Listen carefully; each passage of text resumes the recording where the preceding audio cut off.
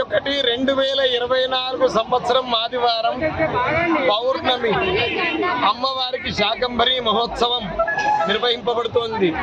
వరంగల్ మహానగరంలో స్వయం వ్యక్తమై దర్శింపవచ్చిన భక్తుల పాలిట కోరిన కోర్కెలకు కొంగు బంగారమగుచు ఈ లోకాన్ని అనుగ్రహిస్తున్న భద్రకాళి అమ్మవారికి ఈరోజు నారీమణులంతా సకల సస్యములను శాకములను భద్రకాళి అమ్మవారికి రేపు అలంకారం కోసం సమర్పిస్తున్నారు.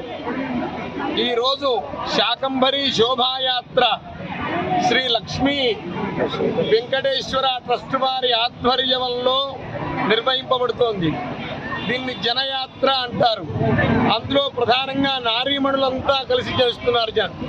సుభాసిన్యర్చన ప్రీత నారీమణులు జరిపే పూజ అమ్మవారికి అత్యంత ప్రీతికరమైనది. స్త్రీ అంటే ప్రకృతి స్వరూపం. సనాతన ధర్మంలో మనకు శ్రద్ధా కేంద్రములు 6: స్త్రీలు, వేదములు, వేద పండితులైన బ్రాహ్మణులు, యతులు, గోవులు, దేవాలయములు. ఈ శ్రద్ధా కేంద్రములు స్త్రీలు. ప్రతి స్త్రీ ఆ జగన్మాత యొక్క అవతారం. దేవో భూత్వా దేవం యజేత్ అన్నట్టు ఈ సంవత్సరం ఎప్పుడైతే వీళ్ళు శోభాయాత్ర స్త్రీలతోటి సంకల్పించారో వర్షాలు సమృద్ధిగా పడ్డాయి. భద్రకాళి అమ్మవారిని దర్శించుకొని అమ్మవారికి కూరగాయలు, వివిధ రకాలైన కూరగాయలు, పళ్ళు ఇవ్వడం నిమిత్తం, సమర్పించడం నిమిత్తం మరి లక్ష్మీ వెంకటేశ్వర సేవా సమితి వారు మహబూబాద్ నుండి నవీన్ గారి నాయకత్వంలో మరి వారందరూ ఎంతో దూరం నుండి ఖమ్మం, వరంగల్, గుంటూరు, హైదరాబాద్ అన్ని ప్లేసుల నుంచి రావడం జరిగింది. మరి భద్రకాళి శరణమమ్మ అని ఆ తల్లిని ప్రేమతో కోరితే మరి వాళ్ళకు ఒక్కొక్కరికి ఒక్కొక్క రకంగా క్లియరెన్స్ అయింది.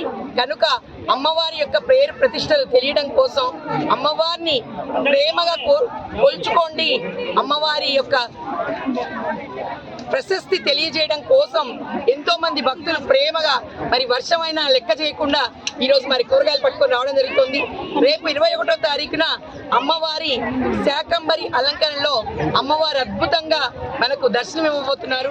కనుక ఆ యొక్క కార్యక్రమం ఈరోజు సాయంత్రం నుంచి మరి అన్ని రకాల కూరగాయల్ని కుచ్చి దేవాలయం అంతా అలంకరించడం జరుగుతుంది.